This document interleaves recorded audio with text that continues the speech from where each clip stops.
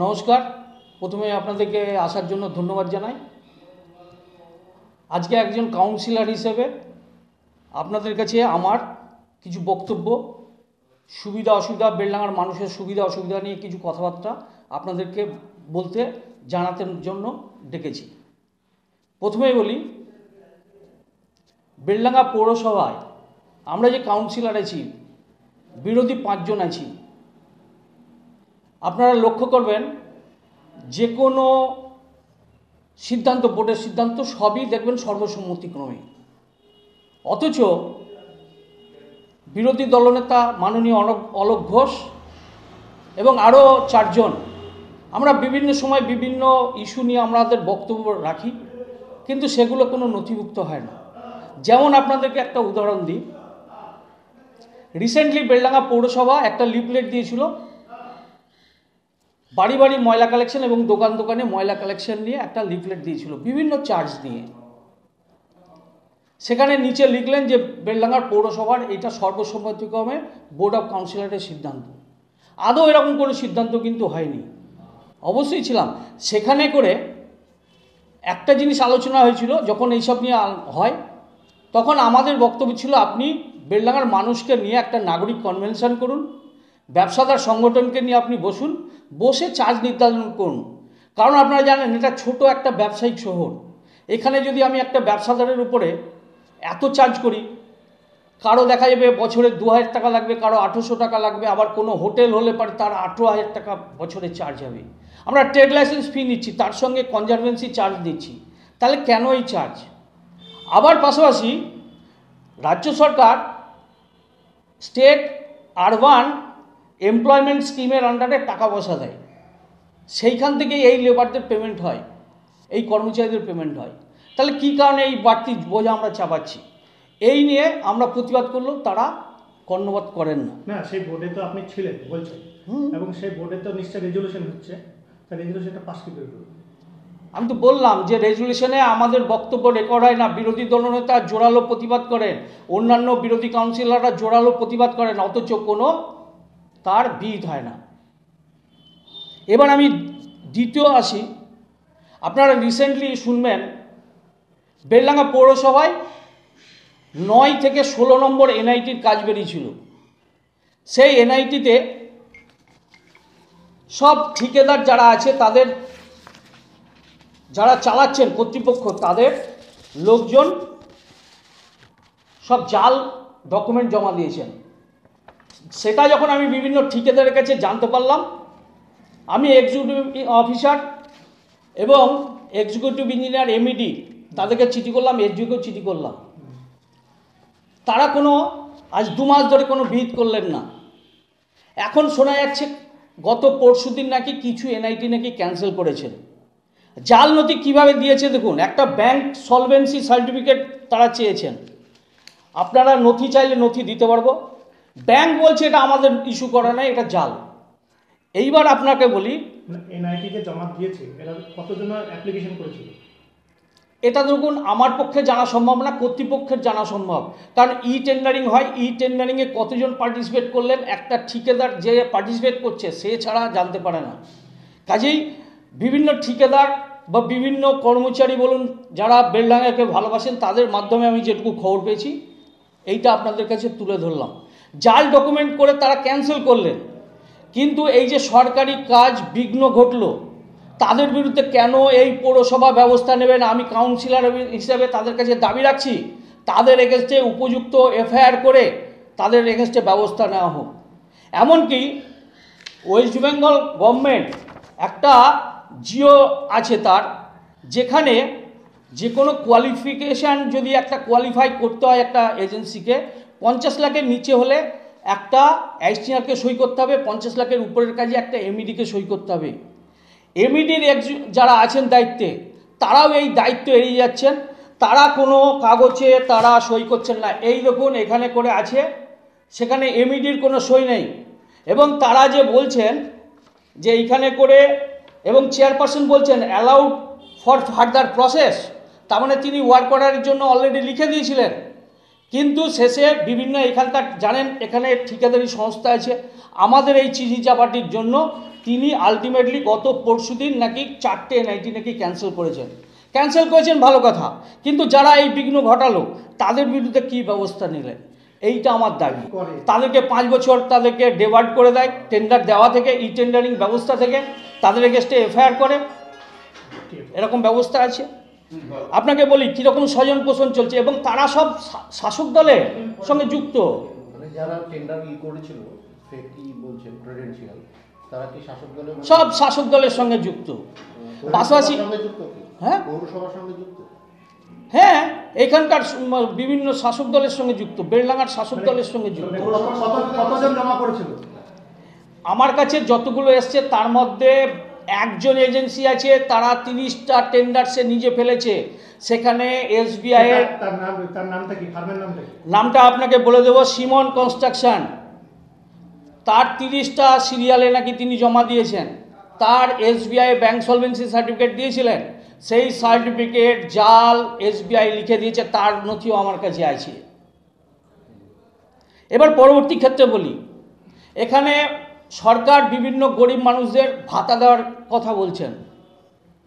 এখানে এমন একজন আছেন, আমাদের কাউন্সিলর, 14টা কাউন্সিলরের মধ্যে একজন কাউন্সিলরের আত্মীয়, তিনি পেনশন হোল্ডার, দীপালি ভট্টাচার্য নাম, 2 নম্বর ওয়ার্ডে, তিনি ভাতা পান। কী হিসেবে ভাতা পান, কার আত্মীয়, এই যে স্বজন পোষণের বিরুদ্ধে আমরা কথা বলতে যাচ্ছি। পৌরসভা আমাদের কথা রেকর্ড করে না, আমরা যদি বলতে যাই তাদের কথা রেকর্ড হয় না। আপনারা জানেন বিভিন্ন কমিউনিটি টয়লেট হয়, পৌরসভার বাইরে টয়লেট হয়েছে, তাদেরকে বলতে গেলে তারা, আপনারাও যখন প্রশ্ন করছেন আপনাদেরকে বলছে না এটা পৌরসভার ভিতরে।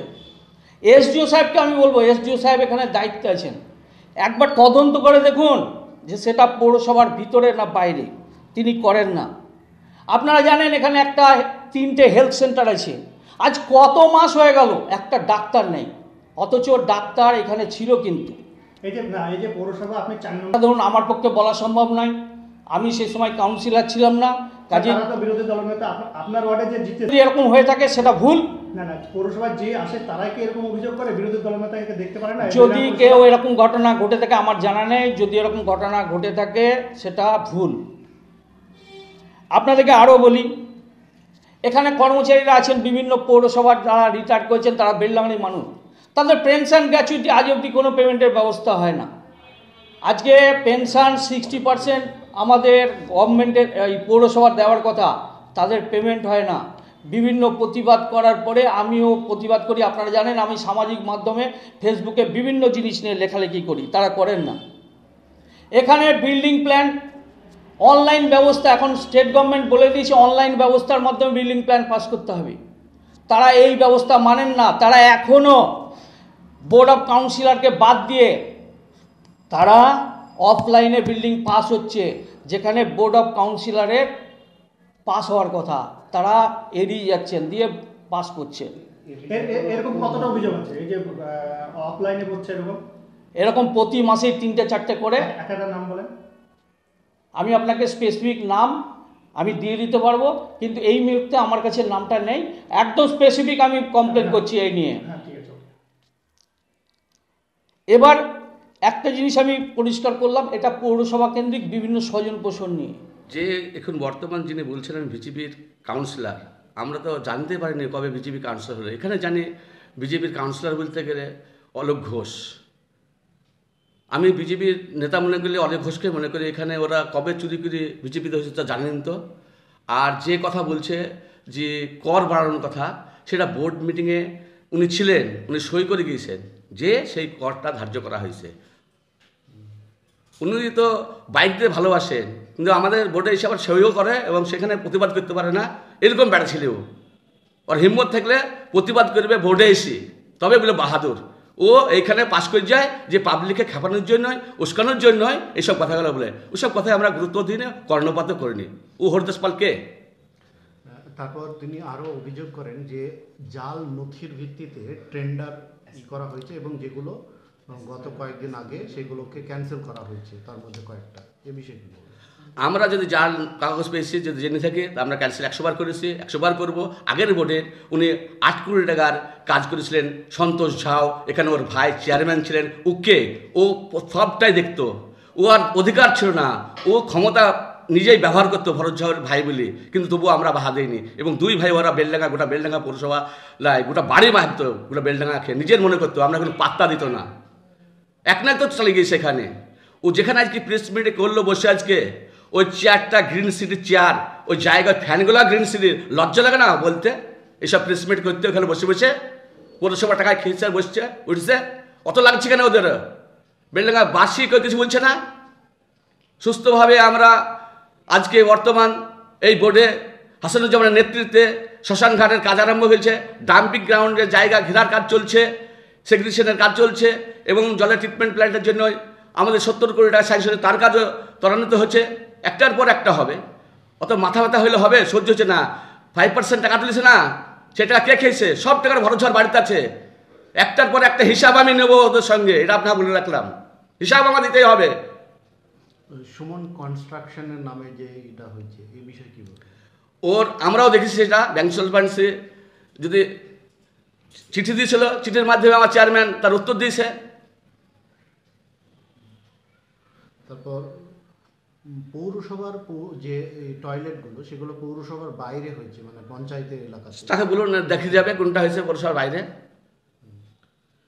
আমরা ইচ্ছা করলে কানেক্টিং রাস্তা করতে পারি, বাথরুম রাস্তা, কিন্তু আমরা করিনি। আমরা পারবো, যেহেতু পৌরসভার ভিতর দিয়ে যদি কোনো জায়গায় যেতে হয় পঞ্চায়েতের সুবিধা স্বার্থে, জনসাধারণের স্বার্থে, সেখানে আমরা করতে পারি, কিন্তু আমরা করিনি। তারপর পৌরসভা এলাকার যে মানে ড্রেনগুলো পরিষ্কার করা হয় না, এই বিষয়ে ওটা বাজে কথা। আজকে আপনারা দেখে আসুন, বেলডাঙ্গায় আপনার রাস্তাঘাটে যান, দেখুন গা, ওটা ফালতু বিভ্রান্ত ছড়াচ্ছে, ওটা কোনো ব্যাপার নয়। আপনারা আজকে যান, কোন জায়গায় কোন নোংরা আছে আপনারা দেখিয়ে দেন, সেটা আমরা বিশ্বাস করবো, ওদের কথায় বিশ্বাস করবো না। আর উনি গত পঞ্চায়েত বার্ষিকে পৌরসভার টাকা দিয়ে ঘর করে দিয়েছে শিমুলনগর যেতে ডান সাইডে, ও নিজে পঞ্চায়েতে করে দিয়েছে। যে ও যদি পারে পঞ্চায়েতের লোককে ঘর করে দিতে, তাহলে আমার পঞ্চায়েতের পাশে যদি কোনো একটা জায়গায় রাস্তাঘাট করি, ওর মাথা ব্যথা কেন? পাবলিক মাথা ব্যথা করছে না? পাবলিকের স্বার্থে আমরা করতেই পারি এটা। তারপর যে হেলথ সেন্টারগুলো রয়েছে, সেখানে কোনো ডক্টর নয় দীর্ঘদিন ধরে, এবং সেখানে কোনো ব্যবস্থা গ্রহণ করছে না পৌরসভা। হেলথ সেন্টার যেগুলো আছে আপনি যান, আপনারা নিজেই তদন্ত করুন ডাক্তার আছে কি নাই। আর দুটো যেটা হেলথ সেন্টার আমরা নতুনভাবে করছি, সেই জন্য এখনো কমপ্লিট হয়নি, এবং মালপত্র এসছে, সাধারণ গুছানো চলছে। আমরা যেদিন ওপেনিং করবো সেই দিনকে ডাক্তার আসবে, ডাক্তার এলে সেখানে শুরু করে দেবো। তারপর বেলডাঙ্গা পৌরসভা এলাকায় যে চাপদানি কোম্পানির যে জায়গাগুলো রয়েছে, সেগুলো বেদখল হয়ে যাচ্ছে, এ বিষয়ে তিনি অভিযোগ করেন যে পৌরসভা কর্তৃপক্ষ কোনো ব্যবস্থা গ্রহণ করছে না। আমাদের কাছে কোনো এই চাপদানির ব্যাপারে কোনো আমাদের কাছে কাগজপত্র আসেনি, চিঠিও আসেনি, আমরা জানিও না। পার্টিকুলারলি এলাকাতে তো কাজ চলছে, সেখানে কাজ চলছে, কার চাপদানি করছে না কে করছে সেটা আমরা কি বলবো? তাদের দখল আছে, সে জায়গায় কাদের দখল আছে, যাদের দখল তারা কাজ করছে না, পাবলিক করছে কাজ, সেটা তো আমাদের কাছে কোনো কেউ লিখিত কমপ্লেন করেনি, তাই আমরা সেখানে মাথা ঢুকাবো। পৌরসভা কি এগুলো কোনো তদারকি করে এই বিষয়গুলো? পৌরসভা যে আমাদের যেগুলো সম্পত্তি সেগুলো আমরা তদন্ত করি, ওটা চাপদানি যারা নিয়েছে লিজ তারা তদন্ত করে। কিন্তু সেটাও তো পৌরসভা এলাকাতেই তো। হ্যাঁ, পৌরসভা এলাকাতে আমার এনএমি প্রপার্টি আছে, পৌরসভা এনএমি প্রপার্টিতে বিল্ডিং হয়েছে, সেখানে আমরা কোনো হস্তক্ষেপ করতে পারছি না সরকার থেকে। সেইভাবে ওই চাপদানি ওদের সম্পত্তি ওরা নিজেরাই ব্যবহার করে ঘিরছে, কোন সময় মানে চাষ করছে সেটা তো আমরা দেখতে পারি না, যেহেতু ওরা লিজ দিচ্ছে। কিন্তু উনি তো বলছে বিভিন্ন লোক, ও তো অনেক কিছুই বলবে, লিখিত দেওয়া হয়েছে। প্রমাণ দেখাকে আমরা একটা প্রমাণ দেখ যে এটা আমরা লিখিত দিছি, ও তো সব লিখিত করে আর এই ফেসবুকে ছাড়ে, সামনে সামনে বলার হিম্মত নাই ওদের। মেনলি তিনি বলেন যে যেটা মানে পৌরসভা যে এলাকায় যেটা করছে বড়ুয়াতে একটা, এবং যেটা চিমনি আছে মিলের, হ্যাঁ, এই দুটো হচ্ছে লিজ প্রপার্টি এবং একটা হচ্ছে সেল প্রপার্টি। লিজ প্রপার্টিগুলো দখল হয়ে যাচ্ছে না, যারা আছে তারাই আছে, আমরা কাউকে দেখতে পাচ্ছি দখল করা। আমরা তো আজও বাইক নিয়ে এলাম ওই বড়ুয়ার 1 নম্বর ওয়ার্ডের ওইটা দিয়ে, কারো দেখছেন তো পাবলিককে, যারা লিজ দিচ্ছে তারাই দেখছে, তারা খেয়ে তারা কাউকে দেখছি না তো। তাহলে আপনি বলতে চাইছেন যে আর লিখিত অভিযোগ যদি দেওয়া হয় তাহলে আপনি ব্যবস্থা গ্রহণ 100 বার লিখিত অভিযোগ তো নাই, আমি লিখিত বেল প্যাকলে কাকের কি, আপনার জায়গায় আপনি কি করবেন না করবেন সেটা আপনার ব্যাপার। আপনি বিল্ডিং করবেন ওই জায়গাতে, আমি ধরবো আপনাকে, কিন্তু বিল্ডিং হয়নি, সেখানে চাষ হচ্ছে, ঘিরাপুর আছে, সেখানে আমি মাথা ঢোকাবো কেন? আপনি বলতে চাইছেন যে চাপদানি জায়গাতে কাজ চলছে? কাজ চলছে, আপনার যান দেখে। হ্যাঁ, বলা কি কাজ চলছে? হ্যাঁ বলেন, কি কাজ চলছে? ওখানে ইট ফেলে নতুন কিছু না, আমি আজকে এলাম, ওই ঘিরা পড়ে আছে দেখলাম, ফাঁকা জায়গা পড়ে আছে দেখলাম, কোনো কাজ চলেনি ভাই। তারপর যে তিনি বলেন যে বিভিন্ন ওয়ার্ডের ওয়ার্ড সভাপতিদের পরিবারকে ঘর দেওয়া হয়েছে, এ বিষয়ে কী বলবেন? বর্তমান 2022 সালে যিনি চেয়ারম্যান হয়েছেন আমাদের অনুরাধা হাজরা ব্যানার্জির বোর্ডে একটা ঘরও আসেনি। সে কাকে ঘর দিবে? এই বোর্ডে কোনো ঘরই আসেনি, তা ঘর কাকে দিবে? যিনি আগের বোর্ডে যিনি ছিলেন ভরত কুমার ঝাড়মশাই, তারাকে দিয়েছে ঘরও। ওই ঘরগুলা সেই টাইমের ঘর, এখন আমরা করছি, টাকা ঢুকছে তাই ছাড়ছি। এই বর্তমান বোর্ডের অনুরাধা বোর্ডের নেতৃত্বে কোনো ঘর আসেনি, তাই ঘর কাকে দিবে? কোনো সভাপতি ঘর দেওয়ার ক্ষমতা আছে? একটা ঘর আনতে পেরেছে আমার চেয়ারম্যান? ঘর তো বিজেপি সরকার, ওরা তো মানে পরিকল্পনা টাকা আটকে দিয়েছিল, সেই টাকা তো কোনো রকমকে আমরা নিয়ে এসে এইবার টাকা নিয়ে এসে টাকা ছাড়লাম, সেই ঘর টাকা ছাড়লাম। বর্তমান অনুরাধা হাজরা ব্যানার্জি একটা ঘর কাউ দিতে পারেনি। এটা একদম বিভ্রান্তমূলক প্রশ্ন যে আমরা সভাপতিরা ঘর দিচ্ছি। এখন কিছু পাচ্ছে না, নাম নেওয়ার জন্য ফেসবুক এইসব করে মনে করছে বিশাল হাইলাইট নেতা হবো। নেতা হওয়া যাবে না, এভাবে নেতা হয় না জনসাধারণের সমর্থন না থাকলে। পয়সা দিয়ে কটা লক্ষ্যে করে করবো, কত পয়সা আছে আর। তারপর শহীদ শেখ এর নাম থাকা সত্ত্বেও তাকে ঘর দেওয়া হয়নি। ক নম্বর ওয়ার্ড শহীদ শেখ? মানে উনি অভিযোগ করছেন, এবার উনি শিখে গিয়েছেন আগের বোর্ডে ওর পছন্দ মতো লোকে ঘর দিছে, আর তিনি বিজেপির, কংগ্রেসের, সিপিএমদের কাউন্সিলরদের প্যাডে লিখিত প্যাডেও মানে নাম দিয়েছিল, তাদের ঘর দিতেন না। সেই ঘরগুলো হচ্ছে ওই বাদ দিয়ে গিয়েছে। এবারে তো ঘর আসেনি, বাদ দেবো কোথা থেকে আমরা? এবারে তো কোনো ঘর আসেনি, অনুরাধা হাজরা ব্যানার্জির বোর্ডে তো কোনো ঘরে আসেনি, তা বাদ দিবে কোথেকে অনুরাধা হাজরা ব্যানার্জি? এটা বিভ্রান্তমূলক প্রশ্ন। আপনার পরিচয়? আমি বেলডাঙ্গা পৌরসভার ভাইস চেয়ারম্যান। আমি আরেকটা অনুরোধ করব আমার চেয়ারম্যানকে, আমার ওই সকল কাউন্সিলরকে নিয়ে ওদের এগেনস্টে একটা ভালোভাবে প্লেসমেন্ট করুক, এটাই আমি অনুরোধ করবো আমার চেয়ারম্যানকে। ও কত বড় সৎ লোক, আমি তাহলে ওদের এগেনস্টে কিছু বলতে পারি? দু চারটি কথা যদি আপনি এসছেন এখানে। ঘটনা হচ্ছে, উনি যে বেলডাঙ্গার চেয়ারম্যান ছিলেন ওনার দাদা ভরত ঝাওর, তখন কিন্তু একমাত্র চাইতো সন্তোষ ঝাও এখানে। কাকে কাজ দিতে হবে কন্ট্রাক্টের, কাকে পার্সেন্টেজ দিতে হবে, সব সন্তোষ ঝাও করতো। ঠিক আছে, আমি আজ ভাইস চেয়ারম্যান ছিলাম, আমি বুড়ো আঙুল দেখাতাম রাখে। ঠিক আছে, তারপরে কন্ট্রাক্টর কে আনবে কলকাতা থেকে, ভরত ঝাও সেটিং করে কত টাকা নেবে সব সেটিং করতো। এটা এসে আমরাকে ঢাকের বাঁকর ভাবে যা এমন তাই করতো। তোর প্রতিবাদ করতে হয় না আমার এমএলএ সাহেব হাসানুজ্জামান ভরত ঝাওর এখানে এসে, নাহলে ওর ক্ষমতা ছিল। আমরা সাপোর্ট করে গেছি অন্ধের মতন, আর বেলডাঙ্গাকে ও টোটাল বেঁচে দেওয়ার ধান্দা করেছিল। কিন্তু আমি হিসাব নেবো, ওই টাকার হিসাব আমি একদিন নেবই। আমি বললাম আপনারাকে আজ প্রেস মিডিয়াতে বললাম যে টাকা আত্মসাৎ করেছে, টাকার হিসাব আমি নেবই একদিন। মেলা যে বলার আছে, ওরা 13 নম্বর ওয়ার্ডে 8 নম্বর ওয়ার্ডে ওদের কথা শুনে একটা ছেলে কংগ্রেস করতো, সে তৃণমূল করে না বলে রাতের অন্ধকারে ছেলেপিলেকে দ্বীপ তার টুকটুকি পুড়ে দিয়েছিল। বুঝতে পারলেন? ওই টুকটুকি আমাদের হয়তো তাহলে বেলডাঙ্গায় বাস করতে হতো।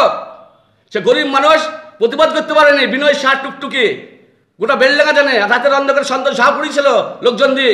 আমি ডাইরেক্ট বলছি, এরকম অন্যায় কাজ করতে গো যে ওর কথা না শুনলে। আপনি প্রতিবাদ করেন? আমি তো জানতাম না, অনেক পরে জানলাম আমাদের কানে যখন, তখন কিন্তু কাজ শেষ, তখন আবার টুকটুকি তার কাছে পয়সা দিয়ে শাড়ি দেওয়া হয়েছে। আমি বলেছিলাম এটা অন্যায় হলো, আচ্ছা ছেড়ে দাও আমরা বুঝলেন তো। আবার কি বলতে প্রেস মিডিয়া করেছিল, যদি আমি পৌরসভাতে একটা কাজ করে থাকি তা আমি থানায় ঢুকবো, জেল খাটবো। কংগ্রেস পৌরসভাতে প্রেসমেন্ট হয়েছিল, শফিউজ্জামানের নেতৃত্বে বিরুদ্ধে বলেছিল। ও ফায়ার ব্রিগেড কে করেছিল? উনিই তো করেছেন। সৎ লোক, বকলমে গার্মেন্ট হাবও করলো। আমরা 4 আনার কাজ করিনি, আমরা আমার কোনো ছেলেও কন্ট্রাক্টর লাই, আমার ভাইও কন্ট্রাক্টর লাই, আমরা 4 আনার কাজও করিনি। সব ওরা করেছে, এখন ওরা পাচ্ছে না সেই সাপটা, তার জন্য এইসব গুলো করতে আসছে। আমরা ভাত খাই, আমরা বুঝি, হ্যাঁ আমরা সব বুঝি, কিন্তু ওরা যেভাবে রাজনীতি করছে ও রাজনীতি সাকসেসফুল জীবনেও হবে না, ওরা পিছিয়ে যাবে। আর বেলডাঙ্গাতে ওরা তৃণমূল করতে নির্দল করলো, আজকে নয়, ও একটার পর একটা শাসক দলের ক্ষমতা থাকার জন্যই ও সেই দলে ঢোকার চেষ্টা করছে। তো ও বিজেপি কবে হলো? ও তো নির্দল ছিল, স্কুটি কাকু গেলে ঘুরে বেড়ায়। ওর নাম তো বেলডাঙ্গায় বিজেপিরা দিয়েছে স্কুটি কাকু। সেই স্কুটি কাকু কবে বিজেপি হলে জানি। এখানে বিজেপি আমি জানি 3 নম্বর কাউন্সিলর, এখানে জানি 13 নম্বর কাউন্সিলর, এখানে জানি 11 নম্বরের যে অলোক ঘোষ আমি জানি এখানকার মাতা পিতা। কিন্তু ওরা কবে এখানে দালালি করতে আসছেন জানেন তো? হ্যাঁ, দালালি করলে ওই বিজেপিরা খাবে না। আমাদের সঙ্গে ঘিরে ওই গণঘর্ষে কাজ করতে দেয়নি, 11 নম্বরে কাজ করতে দেয়নি, ওই 4 নম্বরে মানবতা ছিল, একটা কাজ করতে দেয়নি, ওই কিশোর ভাস্কর কাজ করতে দেয়নি। তো ও শিখে গেছে, ও ডানে বসতাম, এখনো আমার চেয়ারম্যান ডানে বসছে, সেইভাবে করবো।